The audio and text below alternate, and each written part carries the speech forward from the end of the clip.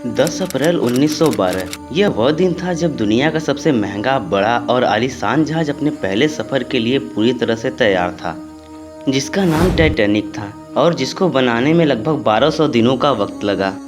जिस दिन इस जहाज को अपने पहले सफर के लिए रवाना होना था, उस दिन अटलांटिक महासागर पूरी तरह से शांत था और तूफान आने का खतरा दूर दूर तक दिखाई नहीं दे रहा था। टाइटैनिक में लगभग 1500 पैसेंजर सवार हो चुके थे और लाखों लोग डॉक पर टाइटैनिक को उसके पहले सफर के लिए रवाना होते हुए देखने के लिए बेताब थे। ना ही पैसेंजर्स को, ना ही टाइटैनिक को टीम को और ना ही किसी अन्य व्यक्ति को इस बात का पता था कि यह जहाज अपने इस सफर में बहुत बड़े हादसे का शिकार होने वाला है। आज आप इस वीडियो में जानेंगे अपने दौर की सबसे एक्सपेंसिव, सबसे लग्जरी और सबसे ताकतवर टाइटैनिक की 5 ऐसी गलतियां जो अगर न की गई होती तो आज टाइटैनिक अपने डूबने की वजह से नहीं बल्कि अपनी कामयाबी की वजह से दुनिया भर में मशहूर होता।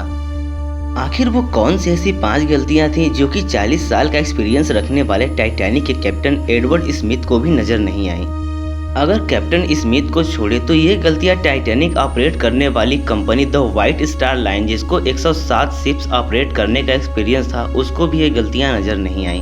और तो और टाइटैनिक को मैन्युफैक्चर करने वाली कंपनी हॉलैंड एंड वुल्फ को भी ये गलतियां नजर नहीं आई, जिन्होंने टाइटैनिक को मैन्युफैक्चर करने से पहले 500 शिप्स मैन्युफैक्चर की हुई थी। टाइटैनिक की कंस्ट्रक्शन 1907 में शुरू हुई थी और तकरीबन 3 साल और 200 वर्कर्स की मेहनत के बाद टाइटैनिक को तैयार किया गया।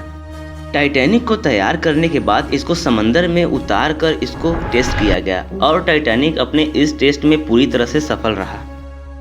टेस्ट पास करते ही पूरी दुनिया के अखबारों में इसकी मार्केटिंग की गई और इसकी हेडलाइन रखी गई अनसिंकेबल टाइटैनिक, यानी कि कभी न डूबने वाला जहाज। टाइटैनिक का पहला सफर इंग्लैंड के हैम्पटन से शुरू होना था, जिसका डेट 10 अप्रैल 1912 रखा गया, जिसकी मंजिल अमेरिका का शहर न्यूयॉर्क था। टाइटैनिक के इकोनॉमिक पोर्शन में सफर करने की कीमत $30, जबकि फर्स्ट क्लास में सफर करने की कीमत $150 थी। टाइटैनिक की मार्केटिंग की वजह से इसकी सारी टिकटें बिक गईं और अब वह दिन आ गया जिस दिन टाइटैनिक को अपने पहले सफर के लिए निकलना था। मिस्टेक नंबर 1, टाइटैनिक के कैप्टन एडवर्ड स्मिथ को पहले से ही इंस्ट्रक्शन दी गई थी कि किसी भी सूरत में टाइटैनिक को 7 दिनों में यानी कि 17 अप्रैल तक अपने मंजिल न्यूयॉर्क तक पहुंचना है, जिसकी वजह से कैप्टन ने टाइटैनिक की रफ्तार पहले से ही तेज रखी थी। यह टाइटैनिक का पहला सफर था और अगर टाइटैनिक अपने मंजिल तक समय से न पहुंचता तो इसके रेपुटेशन को काफ़ी नुकसान होता। थोड़ी ही देर में टाइटैनिक साउथहैम्पटन को इतना पीछे छोड़ गया कि अब नीले समंदर के अलावा दूर दूर तक कुछ भी दिखाई नहीं दे रहा था। शुरू से ही स्पीड को तेज रखना टाइटैनिक की पहली गलती थी। मिस्टेक नंबर 2, अब टाइटैनिक को चलते हुए 3 दिन गुजर चुके थे और टाइटैनिक अपने सफ़र की तरफ बहुत तेज़ी से बढ़ता हुआ चला जा रहा था। यह 14 अप्रैल 1912 की शाम थी। समंदर पूरी तरह से शांत था और हर तरफ धुंध छाई हुई थी, जिसकी वजह से विजिबिलिटी भी काफ़ी कम हो चुकी थी। उसी रात एक और जहाज जो कि टाइटैनिक से कुछ घंटे आगे था, उसके कैप्टन ने वायरलेस पर टाइटैनिक को तैरती हुई चट्टानें यानी कि आइसबर्ग के बारे में इंस्ट्रक्शन दी हुई थी। एक्सपर्ट का मानना है कि वार्निंग लगभग 6 बार दी गई थी, लेकिन वायरलेस ऑपरेटर की गलती की वजह से ये इंपॉर्टेंट वार्निंग इनसे मिस हो गई और ये थी टाइटैनिक की दूसरी सबसे बड़ी गलती।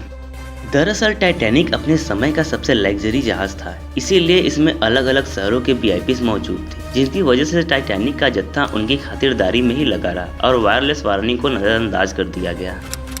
मिस्टेक नंबर 3, जहाज की स्पीड भी काफ़ी तेज़ थी और उनसे एक इम्पॉर्टेंट वार्निंग भी मिस हो चुकी थी और अब टाइटैनिक बेखौफ अपने मंजिल की ओर बढ़ता चला जा रहा था।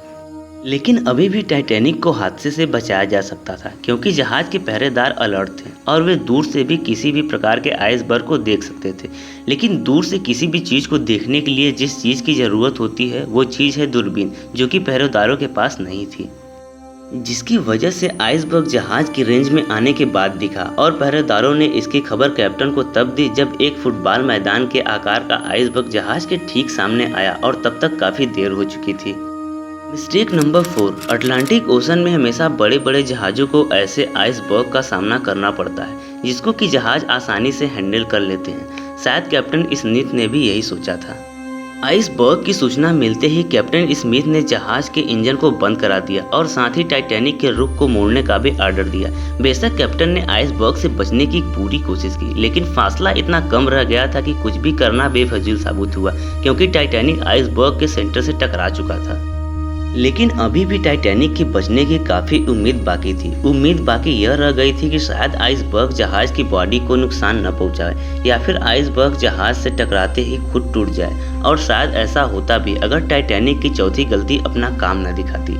एक्सपर्ट्स का ऐसा मानना है कि टाइटैनिक की बॉडी पर जो रिविट्स लगाई गई थी वो स्टील की नहीं बल्कि कास्ट आयरन की थी। इन रिविट्स का काम बड़े बड़े लोहे के पीसेस को आपस में जोड़े रखना होता है, लेकिन चूंकि कास्ट आयरन स्टील से नरम होता है, इसी वजह से जिस जगह आइसबर्ग टाइटैनिक की बॉडी से टकराया उस जगह की रिविट्स खुल गई और फिर वही हुआ जिसका डर कैप्टन स्मिथ को था। मिस्टेक नंबर 5, टाइटैनिक की टक्कर एक फुटबॉल ग्राउंड जितने बड़े आइसबर्ग से हो चुकी थी और अब टाइटैनिक के निचले हिस्से में पानी भरने लगा था। इस घटने की जानकारी टाइटैनिक की टीम से लेकर सभी पैसेंजर्स को दी गई और साथ ही साथ जहाज में मौजूद टाइटैनिक के मालिक जोसेफ ब्रूस को भी।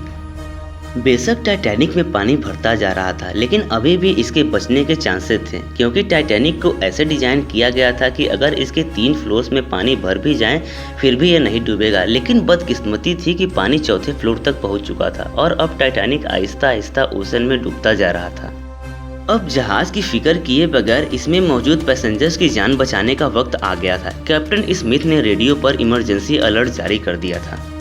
जब तक कोई मदद के लिए आता तब तक पैसेंजर्स को लाइफ बोट पर शिफ्ट करने का प्लान किया गया, लेकिन इस मौके पर भी 5वीं गलती ने अपना काम दिखा दिया। जहाज में कुल 32 लाइफ बोट्स रखने की जगह थी, लेकिन टाइटैनिक टीम की कमी की वजह से इसमें केवल 20 लाइफ बोट्स ही रखे गए थे। पैसेंजर थे 1500 और बोट्स थे केवल 20। इस अफरा तफरी के माहौल में भी हर कोई उन सीमित कश्तियों में सवार होना चाहता था, लेकिन इसमें भी पहली वरीयता फर्स्ट क्लास के लोगों को ही दी गई, यानी कि जो लोग ज़्यादा अमीर थे पहले उनको कश्तियों में बिठाया गया। अब जहाज तेजी से ओशन में डूबता जा रहा था और 2:18 पर शॉर्ट सर्किट की वजह से पूरे टाइटैनिक की सारी रोशनियां बुझ गई और अगले ही लम्हे में टाइटैनिक 2 हिस्सों में टूट गया।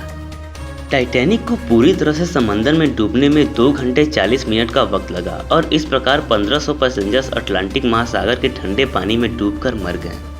आपको एक और बात बताते चले कि उस वक्त पानी का टेम्परेचर -2 डिग्री सेंटीग्रेड था। मतलब कि अगर पैसेंजर इतने ठंडे पानी में छलांग भी लगाते फिर भी बचने का कोई चांस नहीं था, क्योंकि इतने ठंडे पानी में कोई भी इंसान 30 मिनट से ज़्यादा जीवित नहीं रह सकता।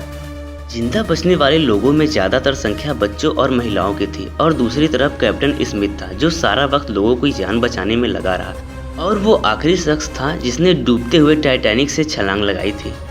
हमें उम्मीद है कि लग्जरी टेल्स की यह वीडियो आपको ज़रूर पसंद आएगी। अगर वीडियो पसंद आई हो तो वीडियो को लाइक और चैनल को सब्सक्राइब जरूर करें।